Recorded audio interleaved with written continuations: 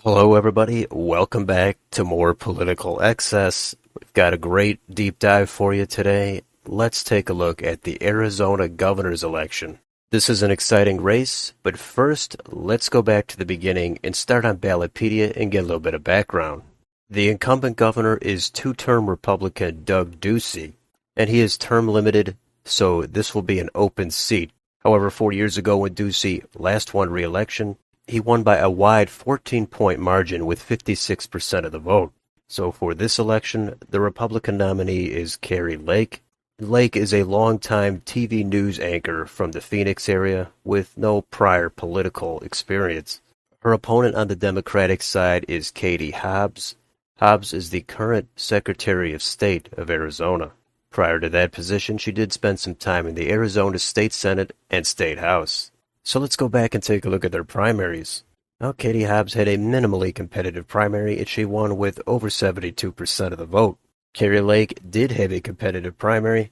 She won with 48% of the vote over Karen Taylor Robson, who had 43% of the vote. And you might remember on that primary day, it looked like Robson was ahead by a lot, but that was just from the early vote. On election day, Lake surged ahead and did win every county. And it actually appears it will just be these two candidates on the general election ballot. Let's move on and see how this race is rated.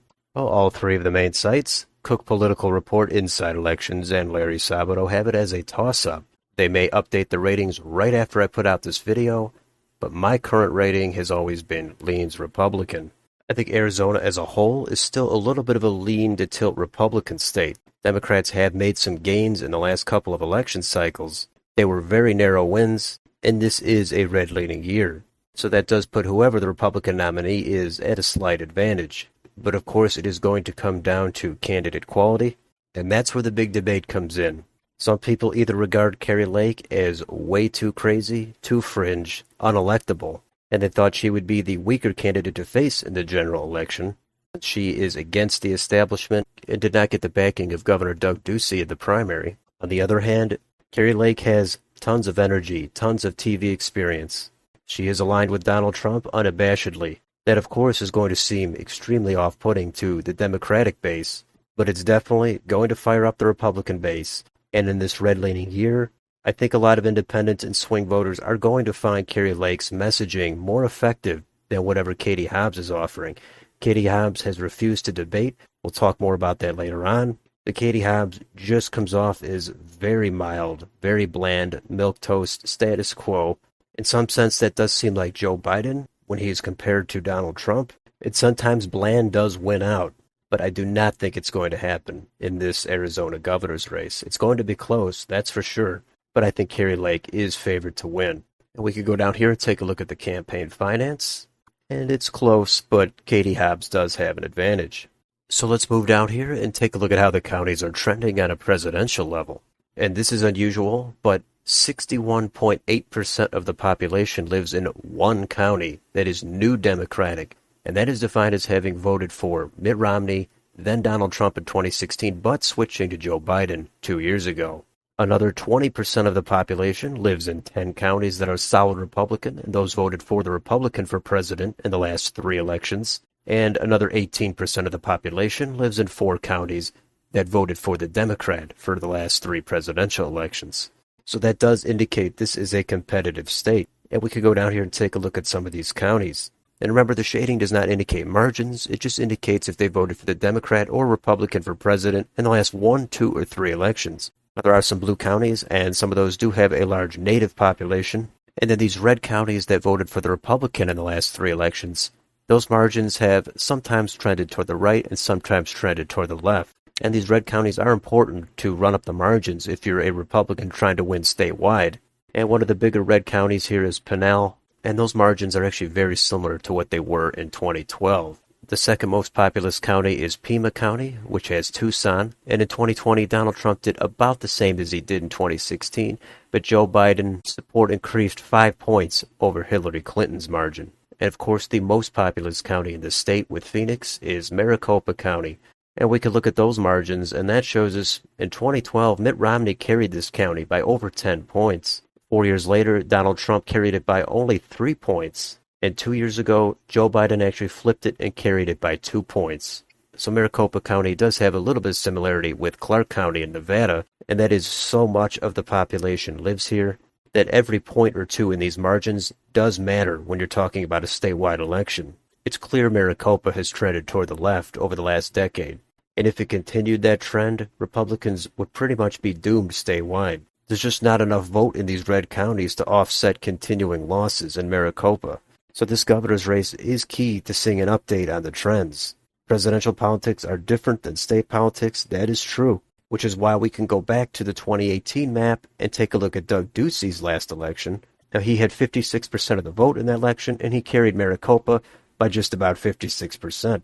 So it was a pretty accurate bellwether in this election. He lost Pima County by 2.5, and he won Pinal by over 30. It's not a great comparison because that was an incumbent running for re-election, and the margins were so wide. However, that actually was a blue wave year, so Ducey had a very impressive win in that type of environment. Let's switch over to YouTube and take a look at their channels. Here is Kari Lake's channel. She has a steady supply of content, plenty of ads, media appearances, campaign events. For the most part, she is definitely making herself available. And here is Katie Hobbs' channel. Now, there's really nothing on here.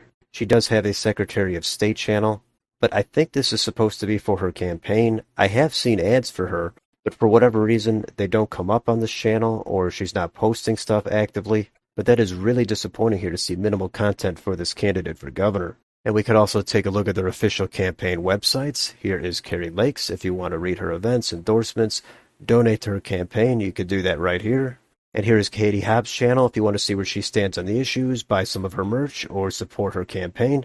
And that takes us to the debates. Well, there are no debates. I'll put up a couple of news articles that discuss this, but as you probably already know, it boils down to Katie Hobbs refusing to debate Kari Lake. She's given explanations that the Republican primary debates were a spectacle, and she doesn't want to give Kari Lake a platform to espouse some dangerous ideas. There's been a range of excuses. There has been one or two debate-type forums where they appear but speak independently of each other. But here's the thing. Katie Hobbs has got to debate. There is no other way to spin this. This is an election for governor. It's a competitive state. Katie Hobbs is already the Secretary of State, so she should not be afraid to take that debate stage with Kari Lake. If Kari Lake has a long history of TV experience, so what? If she's better prepared to be on camera and have quick off-the-cuff responses, so what? The voters of Arizona deserve to see you contrast yourself with your opponent. If Kari Lake has dangerous ideas, they will be exposed, and the voters will let her hear it. But Katie Hobbs did not debate Marco Lopez in the Democratic primary. To me, that negates every single argument Hobbs has about not debating Kari Lake. It has nothing to do with Lake. She couldn't even present herself in a primary, so she has no business coming up with excuses for this general election. And I do think it's hurting Hobbs refusing to debate. At least it's getting some attention. If Kari Lake refused to debate, the media would definitely be piling on her refusal, and they should. But in this case, there's no excuse to not debate. I've seen Democrats even say that Hobbs should get on that stage, even if they despise Kari Lake. It's one of the fundamentals of an election. It's a great way to present yourself to voters so they can see you unfiltered, see how you handle yourself under pressure, and get direct answers instead of just trying to get a feel from a 30-second ad. Anyway, let's move on to Wikipedia and take a look at the endorsements. Here are Kari Lake's endorsements. As I've said, she is closely aligned with Donald Trump. She has that endorsement. And she has plenty of other endorsements as well, including now Doug Ducey, who has supported her for the general election. And here are Katie Hobbs' endorsements. She does have the Barack Obama endorsement. She has the Liz Cheney and Adam Kinzinger endorsements, and plenty of other organizations as well. And that takes us down to the polling. And right now, in the aggregate, on Real Clear Politics, Kari Lake is up 1 point, 47.9 to 46.9. On 538, she's ahead 0.8. So how about the individual polls? Keep in mind some of these are partisan polls. Most of the recent ones are Republican-aligned, but this shows a close race. It's back and forth. Both candidates are in the mid to high 40s, and there are some undecideds. The thing that I would keep in mind in this race is Kari Lake is someone that could have a potential effect like Donald Trump did in the polls, where it may not be as socially acceptable to indicate your support for Lake, so that could depress some of these poll results for her. But let's compare these poll results to how they stacked up versus 2018. And again, it's not a great election to compare it to, but Doug Ducey had 56% of the vote, David Garcia had about 42%, and for the most part the polls were not really all that far off. Some of them were underestimating Ducey by 1 or 2, some of them underestimated David Garcia by 2 or 3, so I don't think this information is overly useful, but we can finally move on to the market. And this shows us that Kari Lake is at 77 cents, Katie Hobbs is sitting at 23 cents. So what is the conclusion here? Well, as I said, I think Katie Hobbs refusing to debate is definitely hurting her. There's no question about that. The excuses are completely flimsy, and I think there's probably too much focus on Kari Lake being considered too extreme. With election integrity and abortion, those are the two issues Democrats are going to play really hard because it seems like it might be in their favor. I think those issues burn out voters. I think they're much more concerned about inflation. Of course, immigration and border security in Arizona is concerning. Crime, homelessness, education. The majority of the issues out there are going to be beneficial to the Republican Party this cycle. Kari Lake probably had to clarify her abortion stance a little bit. If she did want more of a ban, that's probably not going to play well in a general election. And when she talks about the 2020 election, she's moderating her rhetoric a little bit there. She is raising questions about integrity. That, I think, will be enough to get out the Trump base, and it will probably be enough to not completely alienate some of these suburban independent swing voters. I understand Kari Lake is disturbing or scary to a lot of Democrats. She is much more of a populist firebrand. It is going to freak a lot of people out. It is going to scare the establishment. It is going to lead to some unfounded smears.